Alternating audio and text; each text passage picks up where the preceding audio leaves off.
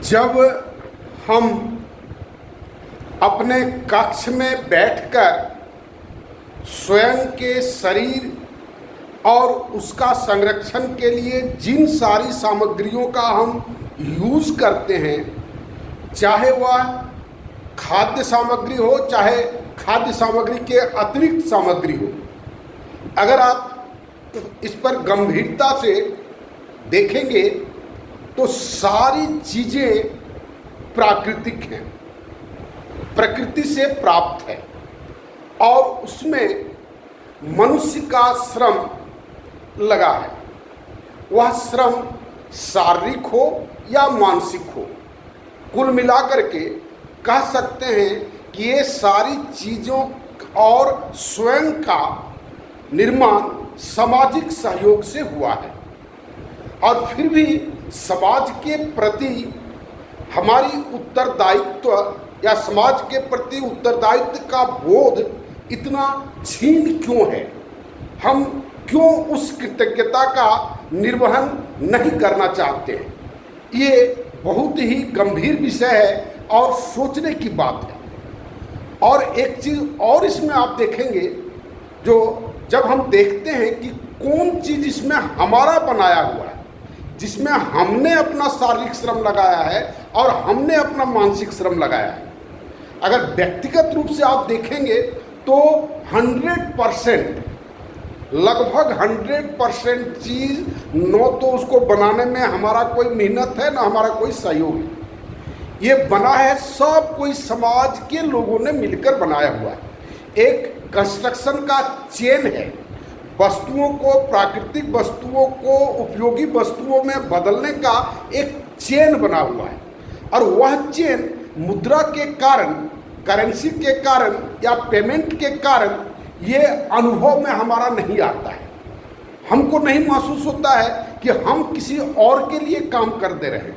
हमको लगता है कि हम अपने पैसे के लिए काम कर रहे हैं।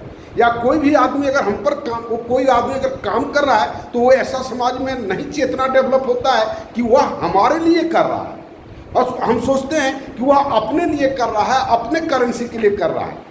ये जो सामाजिक मूल्य है, ये सामाजिक मूल्य, ये जो समाज का जो ताना बाना है, चाहे जिस किसी भी स्तर का ताना बाना हो, ये ताना बाना का असंपृक्त होने का ये कारण है।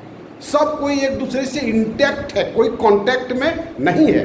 न तो पदार्थ के माध्यम से है, न कार्य के माध्यम से है, न भावनात्मक माध्यम से है। बहुत लोगों ने बहुत तरह से इसको समायोजित करने का चेष्टा किया और परिवार और गांव उसका एक जीता जागता स्वरूप था।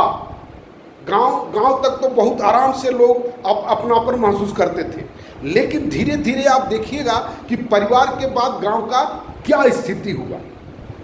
और इसके बाद वो उत्पादन में, और ये जितनी सारी चीज़ें हैं, एक दूसरी बात और है कि जितनी सारी चीज़ें हैं, अगर आप गौर से फरमाएंगे, देखेंगे तो ये सारे चीज़ों का श्रम का नियोजन अगर एप्रोप्रिएट ढंग से किया जाए, समुचित ढंग से किया जाए, तो जितनी सारी आवश्यकताएं हैं उसको ग्रामीण लेवल पर, सबसे लोएस्ट लेवल पर उसको हम पूर्ति कर सकते हैं।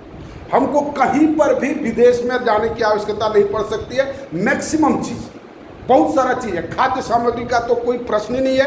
अगर वह ग्रामीण लेवल पर उत्पादन होता है तो खाद्य सामग्री की एक विशेषता और होगी, वह ताज़ा होगा, वह हमारा स्वास्थ्य के अनुरूप होगा, वह पर्यावरण को बचाते हुए होगा, बल्कि कह सकते हैं कि वह इको फ्रेंडली होगा। और वो नष्ट हो जाने के चलते हमको पता नहीं चलता है ये कद्दू हम कहाँ का खा रहे हैं, ये टमाटर हम कहाँ का खा रहे हैं, ये प्याज हम कहाँ का खा रहे हैं। उत्पादन करने के समय उसमें कौन कौन चीज़ उसमें डाल दिया होगा, और एकदम ब्लाइंडली हम लोग खाते रहते हैं, और उसके चलते ये दुष्परिणाम है।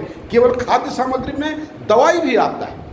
तो आप कहेंगे क्या ग्रामीण लेवल पर ये सारी चीज़ों को उत्पादन किया जा सकता? खूब आराम से किया जा सकता है। केवल एक व्यवस्था बनाने की आवश्यकता है, एक मानवीय व्यवस्था, आर्थिक कह सकते हैं कि मानवीय आर्थिक व्यवस्था बनाने के से ये चीज़ हो सकता है।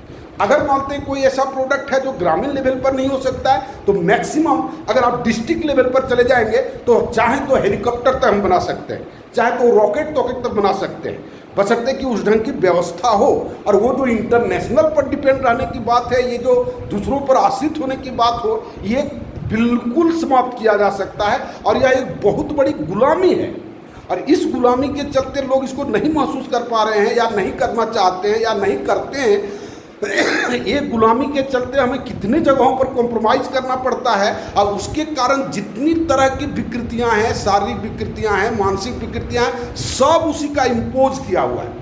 वो गुलामी के कारण ही ये सारी चीज़ों का इम्पोजिशन हमारे समाज पर है, और हमारा समाज दिनानुदिन रसातल की ओर चलते चला जा रहा है। न तो हम शारीरिक रूप से स्वस्थ हो पा रहे हैं, न हम मानसिक रूप से स्वस्थ हो पा रहे हैं, न किसी भी स्तर से हम स्वस्थ नहीं हो पा रहे हैं। आध्यात्मिक की तो बात ही छोड़ दीजिए, क्योंकि जब तक हम शरीर से, हमारा अपना मानना है कि जब तक हम शारीरिक आवश्यकताओं से पूर्ति ऊपर नहीं उठते हैं, तब तक हम मानसिक पर नहीं जा सकते हैं। मानसिक के बाद आध्यात्मिक तो बहुत दूर है। इसलिए वो जो अध्यात्म, जो कि शारीरिक अव्यवस्था के कारण, शारीरिक अपर्याप्तता के कारण जो हम धर्म के नाम पर जो कुछ भी करते हैं, वह बिल्कुल ही नौटंकी है, बिल्कुल ही नाटक है। उसमें हमको कहीं पर भी कोई दाग नहीं है। आप खुद अपने मन में देखें ना, आप जाकर के मंदिर में क्या मांगते हैं, आपको पता चल जाएगा। ये कहने की बात नहीं है, ये उपदेश देने की बात नहीं है। कोई भी आदमी मंदिर जाता है, देखिए ना क्या मांगता है, और क्या मांगता है दूसरे क्यों, अपने मन से पूछिए ना, अपने मन से पूछ के देखिए ना, हम मंदिर में जाकर के क्या मांगते हैं। कितना आदमी मोक्ष मांगता है, कितना आदमी शरीर से आवागमन से मुक्ति मांगता है। तो इन सारी बातों को ध्यान में रखते हुए हमने माई न्यू सोशल सिस्टम बनाया है।